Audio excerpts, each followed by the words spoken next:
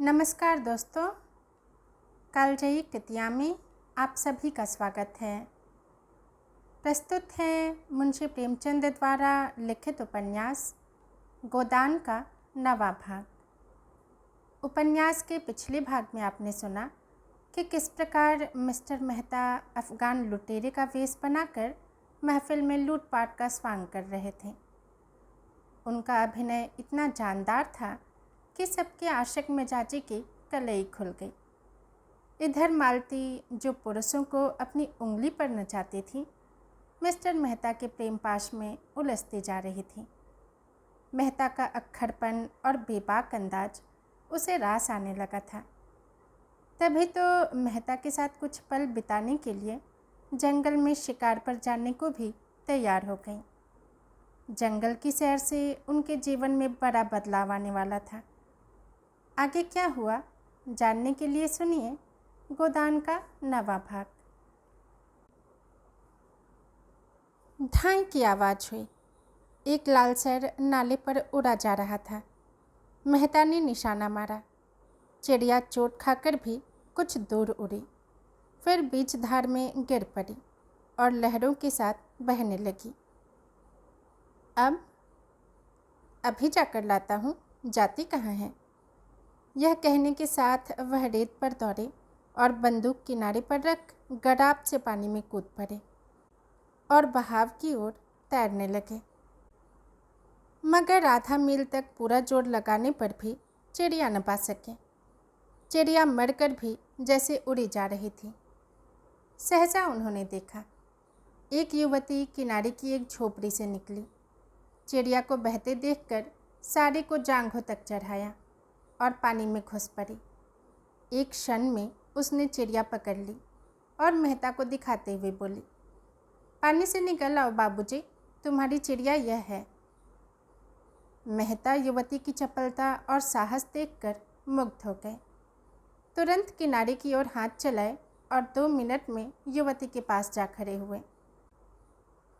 युवती का रंग था तो काला और वह भी गहरा, कपड़े बहुत ही मैले और फूहड़, आभूषण के नाम पर केवल हाथों में 2-2 मोटी चूड़ियाँ, सिर के बाल उलझे हुए अलग।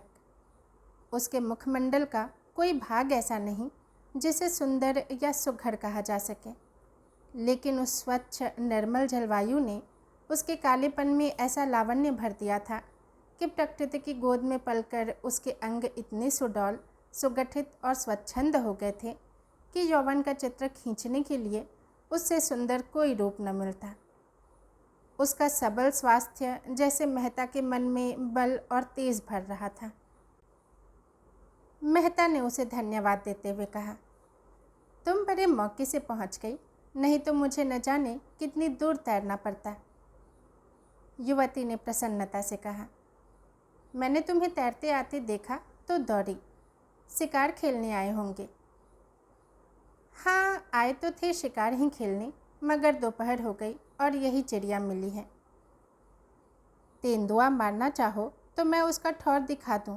रात को यहाँ रोज़ पानी पीने आता है, कभी कभी दोपहर में भी आ जाता है। फिर जरा सा कुचाकर सिर झुकाई बोली, उसकी खाल हमें देनी पड़ेगी। चलो मेरे द्वार पर, वहाँ पीपल की छाया है। यहाँ धूप में कब तक खड़े रहोगे? कपड़े भी तो गीले हो गए हैं। मेहता ने उसकी देह में चिपकी हुई गीली साड़ी की ओर देखकर कहा, तुम्हारे कपड़े भी तो गीले हैं।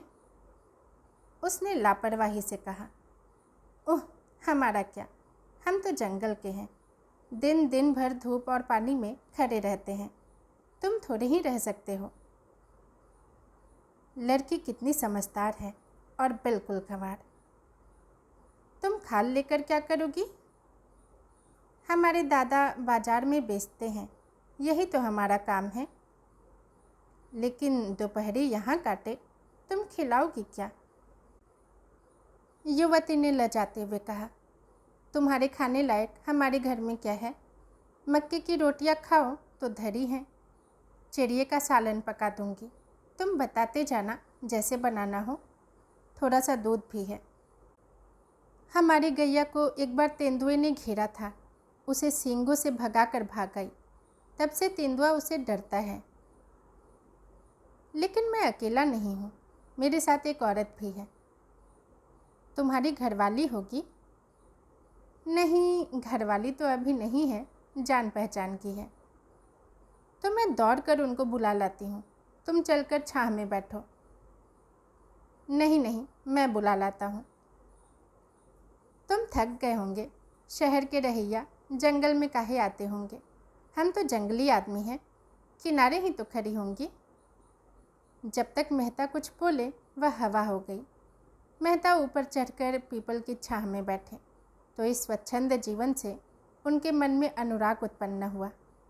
सामने की पर्वतमाला दर्शन तत्व की भांति अगम्य और अनंत फैली हुई मानो ज्ञान का विस्तार कर रही हो। मानो आत्मा उस ज्ञान को, उस प्रकाश को, उस अगम्यता को उसके प्रत्यक्ष विराट रूप में देख रही हो। दूर के एक बहुत ऊंचे शिखर पर एक छोटा सा मंदिर था जो उस अगम्यता में बुद्धि की भांति ऊंचा पर खोया हुआ सा खड़ा था। मानो वहाँ तक पर मारकर पक्षी विश्राम कर लेना चाहता है और कहीं स्थान नहीं पाता। मेहता इन्हीं विचारों में डूबे हुए थे कि युवती मिस मालती को साथ लिए आ पहुंची। एक वन पुष्प की भांति धूप में खिली हुई, दूसरी गमले के फूल की भांति धूप में मुरझाई और निर्जीव। मालती ने बेदिली के साथ कहा, पीपल की छाह बहुत अच्छी लग रही है, क्यों? यहाँ भूख के मारे प्राण निकले जा रहे हैं। युवती दो बड़े बड़े मटके उठा लाई और बोली, तुम जब तक यहीं बैठो, मैं अभी दौड़कर पानी लाती हूँ, फिर चूल्हा जला दूंगी और मेरे हाथ का खाओ तो मैं एक क्षण में बोटियाँ सेक दूँ, नहीं तो अपने आप सेक लेना। हाँ, गेहूं का आटा मेरे घर में नहीं है और यहाँ कहीं कोई दुकान भी नहीं है कि ला दूँ। मालती को मेहता पर क्रोध आ रहा था। बोली, तुम यहाँ क्यों आकर पड़ रही? मेहता ने चिढ़ाते हुए कहा, एक दिन जरा जीवन का आनंद भी तो उठाओ, देखो मक्के की रोटियों में कितना स्वाद है। मुझसे मक्के की रोटियां न खाई जाएंगी और किसी तरह निगल भी जाऊं तो हजम न होंगी। तुम्हारे साथ आकर मैं बहुत पछता रही हूँ। रास्ते भर दौड़ा कर मार डाला और अब यहाँ लाकर पटक दिया। मेहता ने कपड़े उतार दिए थे और केवल एक नीला जांघिया पहने बैठे हुए थे। युवती को मटका ले जाते देखा तो उसके हाथ से मटका छीन लिया और कुएं पर पानी भरने चले। दर्शन के गहरे अध्ययन में भी उन्होंने अपने स्वास्थ्य की रक्षा की थी और दोनों मटके लेकर चलते हुए उनकी मांसल और चौड़ी छाती और मछलीदार जांघें किसी यूनानी प्रतिमा के सुगठित अंगों की भांति उनके पुरुषार्थ का परिचय दे रही थी। युवती उन्हें पानी खींचते हुए अनुराग भरी आंखों से देख रही थी। वह अब उसकी दया के पात्र नहीं, श्रद्धा के पात्र हो गए थे। कुआं बहुत गहरा था, कोई 60 हाथ, मटके भारी थे और मेहता कसरत का अभ्यास करते रहने पर भी एक मटका खींचते खींचते शिथिल हो गए। युवती ने दौड़कर उनके हाथ से रस्सी छीन ली और बोली, तुमसे न खींचेगा, तुम जाकर खाट पर बैठो, मैं खींचे लेती हूँ। मेहता अपने पुरुषत्व का यह अपमान न सह सके। रस्सी उसके हाथ से फिर ले ली और जोर मारकर एक क्षण में दूसरा मटका भी खींच लिया और दोनों हाथों में दोनों मटके लिए आकर झोपड़ी के द्वार पर खड़े हो गए।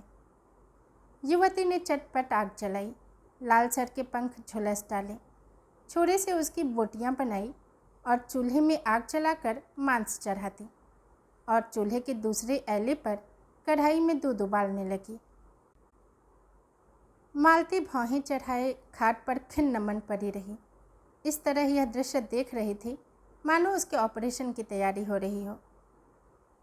मेहता झोपड़ी के द्वार पर खड़े होकर युवती के गृह कौशल को अनुरक्त नेत्रों से देखते हुए बोले, मुझे भी तो कोई काम बताओ, मैं क्या करूं? युवती ने मीठी झिड़के के साथ कहा, तुम्हें कुछ नहीं करना है, जाकर बाई के पास बैठो, बेचारी बहुत भूखी है, दूध गर्म हुआ जाता है, उसे पिला देना। उसने एक घड़े से आटा निकाला और गूंथने लगी। मेहता उसके अंगों का विलास देखते रहे। युवती भी रह रहकर उन्हें कनखियों से देखकर अपना काम करने लगी। मालती ने पुकारा, तुम वहाँ क्यों खड़े हो? मेरे सिर में जोर का दर्द हो रहा है। आधा सिर ऐसा फटा पड़ता है जैसे गिर जाएगा। मेहता ने आकर कहा, मालूम होता है धूप लग गई है। मैं क्या जानती थी तुम मुझे मार डालने के लिए यहाँ ला रहे हो। तुम्हारे साथ कोई दवा भी तो नहीं है। क्या मैं किसी मरीज को देखने आ रही थी जो दवा लेकर चलती? मेरा एक दवाओं का बक्स है, वह सेमरी में है। उफ, सिर फटा जाता है। मेहता ने ज़मीन पर बैठकर धीरे धीरे उसका सिर सहलाना शुरू किया। मालती ने आंखें बंद कर लीं। युवती हाथों में आटा भरे, सिर के बाल बिखेरे, आंखें धुएं से लाल और सजल, सारी देह पसीने में तर, जिससे उसका उभरा हुआ वक्ष साफ छलक रहा था, आकर खड़ी हो गई और मालती को आंखें बंद किए पड़ी देखकर बोली, बाई को क्या हो गया है? मेहता बोले, सिर में बड़ा दर्द है। पूरे सिर में है कि आधे में? आधे में बतलाती हैं। दाईं ओर है कि बाईं ओर? बाईं ओर। मैं अभी दौड़ के एक दवा लाती हूँ, घिस कर लगाते ही अच्छा हो जाएगा। तुम इस धूप में कहाँ जाओगी? युवती ने सुना ही नहीं, वेग से एक ओर जाकर पहाड़ियों में छिप गई। कोई आधा घंटे बाद मेहता ने उसे ऊंची पहाड़ी पर चढ़ते देखा। दूर से बिल्कुल गुड़िया सी लग रही थी। मन में सोचा, इस जंगली छोकरी में सेवा का कितना भाव और कितना व्यावहारिक ज्ञान है। लू और धूप में आसमान में चढ़ी जा रही है। मालती ने आंखें खोल कर देखा। कहाँ गई वह कलूटी? गजब की काली है, जैसे आबनूस का कुंदा हो। इसे भेज दो, राय साहब से कह आए, कार यहाँ भेज दें। इस तपिश में मेरा दम निकल जाएगा। कोई दवा लेने गई है, कहती है उससे आधा सिर का दर्द बहुत जल्द आराम हो जाता है। इनकी दवाएं इन्हीं को फ़ायदा करती हैं, मुझे न करेंगी। तुम तो इस छोकरी पर लट्टू हो गए हो। कितने छिछोरे हो, जैसी रूह वैसे फरिश्ते। मेहता को कटु सत्य कहने में संकोच न होता था। कुछ बातें तो उसमें ऐसी हैं कि अगर तुम में होती तो तुम सचमुच देवी हो जाती। उसकी खूबियाँ उसे मुबारक, मुझे देवी बनने की इच्छा नहीं। तुम्हारी इच्छा हो तो मैं जाकर कार लाऊं, यद्यपि कार यहाँ आ भी सकेगी यह मैं नहीं कह सकता। उस कल्लूटी को क्यों नहीं भेज देते? वह तो दवा लेने गई है, फिर भोजन पकाएगी। तो आज आप उसके मेहमान हैं, शायद रात को भी यहीं रहने का विचार होगा। रात को शिकार भी तो अच्छे मिलते हैं। मेहता ने इस आक्षेप से चढ़कर कहा, इस युवती के प्रति मेरे मन में जो प्रेम और श्रद्धा है वह ऐसी है कि अगर मैं उसकी ओर वासना से देखूं तो आंखें फूट जाएं। मैं अपने किसी घनिष्ठ मित्र के लिए भी इस धूप और लू में उस ऊंची पहाड़ी पर न जाता, और हम केवल घड़ी भर के मेहमान हैं, यह वह जानती है। वह किसी गरीब औरत के लिए भी इसी तत्परता से दौड़ जाएगी। मैं विश्व बंधुत्व और विश्व प्रेम पर केवल लेख लिख सकता हूँ, केवल भाषण दे सकता हूँ। वह उस प्रेम और त्याग का व्यवहार करती है। कहने से करना कहीं कठिन है, इसे तुम भी जानती हो। मालती ने उपहास भाव से कहा, बस बस, वह देवी है, मैं मान गई। उसके वक्ष में उभार है, नितंबों में भारीपन है। देवी होने के लिए और क्या चाहिए? मेहता तिलमिला उठे, तुरंत उठे और कपड़े पहने जो सूख गए थे, बंदूक उठाई और चलने को तैयार हुए।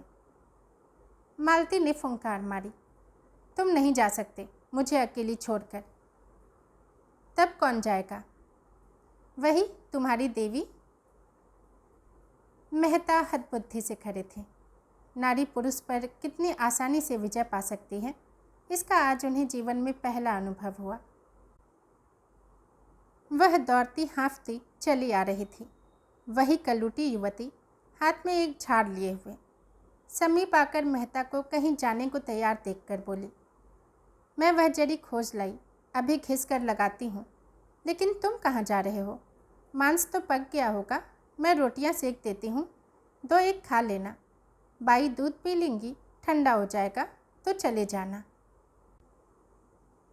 उसने निसंकोच भाव से मेहता के अचकन के बटन खोल दिए। मेहता अपने को बहुत रोके हुए थे। जी होता था इस गवारिन के चरणों को चूम ले। मालती ने कहा, अपनी दवाई रहने दे। नदी के किनारे बरगद के नीचे हमारी मोटर कार खड़ी है, वहाँ और लोग होंगे, उनसे कहना कार यहाँ लाएं। दौड़ी हुई जा। युवती ने दीन नेत्रों से मेहता को देखा। इतनी मेहनत से बूटी लाई, उसका यह नादर। इस गवारिन की दवा इन्हें नहीं जची तो न सही, उसका मन रखने को ही जरा सी लगवा लेती तो क्या होता। उसने बूटी जमीन पर रखकर पूछा, तब तक तो चूल्हा ठंडा हो जाएगा बाई जी, कहो तो रोटियां सेक कर रख दूँ। बाबूजी खाना खा लें, तुम दूध पी लो और दोनों जने आराम करो, तब तक मैं मोटर वाले को बुला लाऊंगी। वह झोंपड़ी में गई, बुझी हुई आग फिर जलाई। देखा तो मांस उबल गया था, कुछ जल भी गया था। जल्दी जल्दी रोटियां सेकी। दूध गर्म था, उसे ठंडा किया और एक कटोरे में मालती के पास आई। मालती ने कटोरे के भद्देपन पर मुंह बनाया, लेकिन दूध त्याग न सकी। मेहता झोपड़ी के द्वार पर बैठकर एक थाली में मांस और रोटियां खाने लगे। युवती खड़ी पंखा झल रही थी।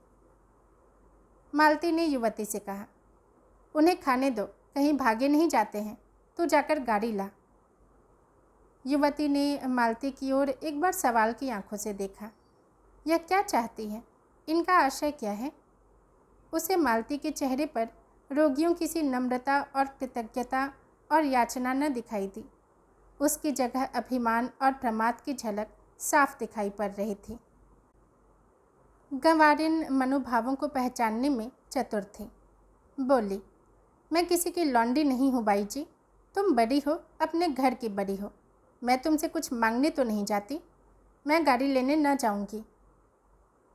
मालती ने डांटा, अच्छा तूने गुस्ताखी पर कमर बांधी, बता तो किसके इलाके में रहती है?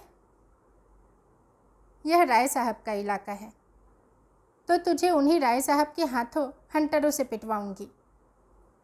मुझे पिटवाने से तुम्हें सुख मिले तो पिटवा लेना बाई जी, कोई रानी महारानी थोड़ी हूँ कि लश्कर भेजनी पड़ेगी। मेहता ने 2-4 कौर निकले थे कि मालती की ये बातें सुनी। कौर कंठ में अटक गया। जल्दी से हाथ धोया और बोले, वह नहीं जाएगी, मैं जा रहा हूँ। मालती भी खड़ी हो गई। उसे जाना पड़ेगा।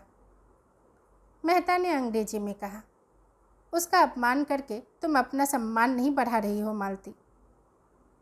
मालती ने फटकार बताई, ऐसी ही लौंडियाँ मर्दों को पसंद आती हैं, जिनमें और कोई गुण हो या ना हो, उनकी टहल दौड़ दौड़ कर प्रसन्न मन से करें और अपना भाग्य सराहें कि इस पुरुष ने मुझसे यह काम करने को तो कहा।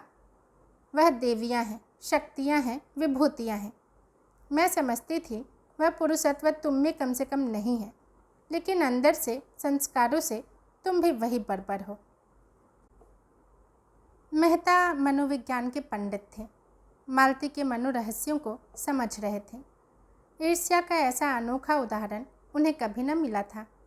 उस रमणी में जो इतनी मृदु स्वभाव, इतनी उदार, इतनी प्रसन्न मुख थी, ईर्ष्या की ऐसी प्रचंड ज्वाला। बोले, कुछ भी कहो, मैं उसे न जाने दूंगा। उसकी सेवाओं और कृपाओं का यह पुरस्कार देकर मैं अपनी नज़रों में नीच नहीं बन सकता। मेहता के स्वर में कुछ ऐसा तेज था कि मालती धीरे से उठी और चलने को तैयार हो गई। उसने जल कर कहा, अच्छा तो मैं ही जाती हूँ, तुम उसके चरणों की पूजा करके पीछे आना। मालती 2-3 कदम चली गई तो मेहता ने युवती से कहा, अब मुझे आज्ञा दो बहन, तुम्हारी यह निस्वार्थ सेवा हमेशा याद रहेगी। युवती ने दोनों हाथों से सजल नेत्र होकर उन्हें प्रणाम किया और झोंपड़ी के अंदर चली गई। दूसरी टोली राय साहब और खन्ना की थी। राय साहब तो अपने उसी रेशमी कुर्ते और रेशमी चादर में थे, मगर खन्ना ने शिकारी सूट डाटा था, जो शायद आज ही के लिए बनवाया था। क्योंकि खन्ना को असामियों के शिकार से इतनी फुर्सत कहाँ थी कि जानवरों का शिकार करते। खन्ना ठिगने इकहरे रूपवान आदमी थे। गेहुआ रंग, बड़ी बड़ी आंखें, मुंह पर चेचक के दाग, बातचीत में बड़े कुशल। कुछ देर चलने के बाद खन्ना ने मिस्टर मेहता का जिक्र छेड़ दिया, जो कल से ही उनके मस्तिष्क में राहु की भांति समाये हुए थे। बोले, यह मेहता भी कुछ अजीब आदमी है, मुझे तो कुछ बना हुआ मालूम होता है। राय साहब मेहता की इज्जत करते थे और उन्हें सच्चा और निष्कपट आदमी समझते थे, पर खन्ना से लेन देन का व्यवहार था। कुछ स्वभाव से शांति प्रिय भी थे, विरोध न कर सके। बोले, मैं तो उन्हें केवल मनोरंजन की वस्तु समझता हूँ, कभी उनसे बहस नहीं करता, और करना भी चाहूँ तो उतनी विद्या कहाँ से लाऊं? जिसने जीवन के क्षेत्र में कभी कदम ही नहीं रखा, वह अगर जीवन के विषय में कोई नया सिद्धांत अलापता है तो मुझे उस पर हंसी आती है। मजे से 1000 माहवार फटकारते हैं, न जोरू न जाता, न कोई चिंता न बाधा। वह दर्शन न बघारे तो कौन बघारे।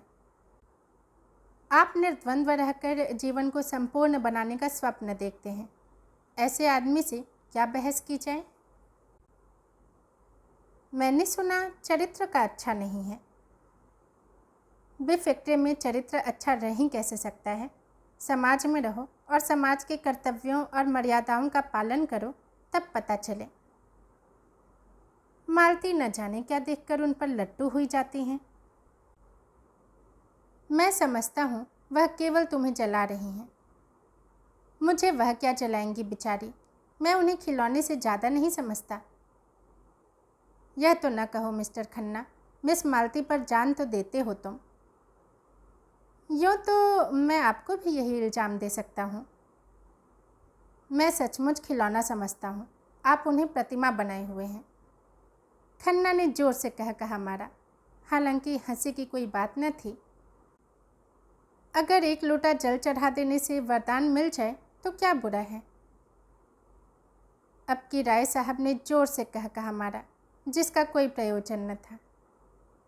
तब आपने उस देवी को समझा ही नहीं। आप जितनी ही उसकी पूजा करेंगे उतना ही वह आपसे दूर भागेगी, जितना ही दूर भागिएगा उतना ही आपकी ओर दौड़ेंगी। तब तो उन्हें आपकी ओर दौड़ना चाहिए था। मेरी ओर? मैं उस रसिक समाज से बिल्कुल बाहर हूँ मिस्टर खन्ना। सच कहता हूँ, मुझ में जितनी बुद्धि जितना बल है वह इस इलाके के प्रबंध में ही खर्च हो जाता है। घर के जितने प्राणी हैं सभी अपनी अपनी धुन में मस्त, कोई उपासना में, कोई विषय वासना में, को काहू में मगन, को काहू में मगन। और इन सब अजगरों को भक्ष्य देना मेरा काम है, कर्तव्य है। मेरे बहुत से ताल्लुकेदार भाई भोग विलास करते हैं, यह मैं जानता हूँ, मगर वह लोग घर फूंक कर तमाशा देखते हैं। कर्ज का बोझ सिर पर लदा जा रहा है, रोज़ डिगरियाँ हो रही हैं, जिससे लेते हैं उसे देना नहीं जानते। चारों तरफ बदनाम। मैं तो ऐसी ज़िंदगी से मर जाना अच्छा समझता हूँ। मालूम नहीं किस संस्कार से मेरी आत्मा में जरा सी जान बाकी रह गई, जो मुझे देश और समाज के बंधन में बांधे हुए है। सत्याग्रह आंदोलन छिड़ा, मेरे सारे भाई शराब कबाब में मस्त थे, मैं अपने को न रोक सका। जेल गया और लाखों रुपए की जेल बाड़ी उठाई, और अभी तक उसका तावान दे रहा हूँ। मुझे उसका पछतावा नहीं है, बिल्कुल नहीं। मुझे उसका गर्व है। मैं उस आदमी को आदमी नहीं समझता जो देश और समाज की भलाई के लिए उद्योग न करे और बलिदान न करे। मुझे क्या यह अच्छा लगता है कि एक निर्जीव किसानों का रक्त चूसूं और परिवार वालों की वासनाओं की तृप्ति के साधन जुटाऊं? मगर क्या करूं? जिस व्यवस्था में पला और जिया, उसे घृणा करने पर भी उसका मोह त्याग नहीं सकता, और उसी चरखे में रात दिन पड़ा हुआ हूँ कि किसी तरह इज्जत आबरू बची रहे और आत्मा की हत्या न हो पाए। ऐसा आदमी मिस मालती क्या किसी भी मिस के पीछे नहीं पड़ सकता, और पड़े तो उसका सर्वनाश ही समझिए। हाँ, थोड़ा सा मनोरंजन कर लेना दूसरी बात है। मिस्टर खन्ना भी साहसी आदमी थे, संग्राम में आगे बढ़ने वाले। 2 बार जेल हो आए थे, किसी से दबना न जानते थे। खद्दर पहनते थे और फ्रांस की शराब पीते थे। अवसर पड़ने पर बड़ी बड़ी तकलीफ़ें झेल सकते थे। जेल में शराब छुई तक नहीं और ए क्लास में रहकर भी सी क्लास की रोटियां खाते रहे। हालांकि उन्हें हर तरह का आराम मिल सकता था, मगर रण क्षेत्र में जाने वाला रथ भी तो बिना तेल के नहीं चल सकता। उनके जीवन में थोड़ी सी रसिकता लाजिमी थी। बोले, आप सन्यासी बन सकते हैं, मैं तो नहीं बन सकता। मैं तो समझता हूँ जो भोगी नहीं है वह संग्राम में भी पूरे उत्साह से नहीं जा सकता। जो रमणी से प्रेम नहीं कर सकता उसके देश प्रेम में मुझे विश्वास नहीं। दोस्तों, उपन्यास का 9वां भाग यहीं समाप्त होता है। यदि पसंद आया हो तो लाइक करें और चैनल को सब्सक्राइब भी ज़रूर करें। धन्यवाद।